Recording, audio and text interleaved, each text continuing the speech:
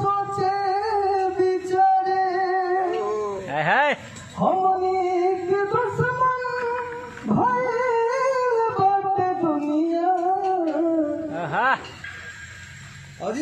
मजा आ गया।